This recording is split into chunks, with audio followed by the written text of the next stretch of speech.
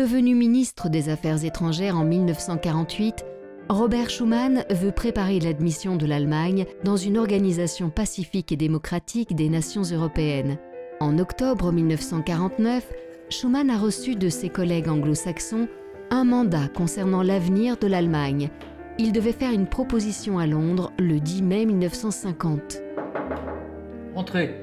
Alors qu'il est dans une impasse, Robert Schuman reçoit de la part de Jean Monnet, commissaire général au plan, un projet de la Communauté européenne du charbon et de l'acier. Vous devriez lire ce dossier, monsieur. Il m'a été remis par monsieur Jean Monnet à votre attention. C'est peut-être la solution à notre problème. Mais ça va faire grincer des dents. Oh. Je ne savais justement pas comment occuper mon dimanche. Monsieur le ministre. Monnet a raison. Elle est là, la solution. En 1941, je disais déjà à Hitch, les solutions ne pourront être trouvées que dans le cadre d'une Europe unifiée. Mais les hommes sont-ils prêts? Mais il suffit d'en trouver un qui partage votre foi. Les autres suivront.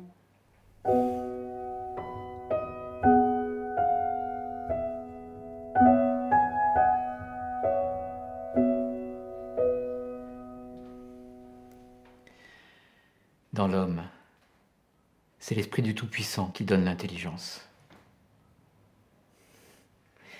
Vous avez raison. Je ferai ce que je dois. En 1919, nous avons manqué la paix parce que nous avons introduit la discrimination et l'esprit de supériorité. Bien, nous ne devons pas répéter les mêmes erreurs. Monsieur, il y a quelqu'un en bas. Soutenu par le chancelier Konrad Adenauer et le secrétaire d'État américain Dean Acheson, la déclaration du 9 mai 1950 a fait entrer Robert Schuman dans l'histoire.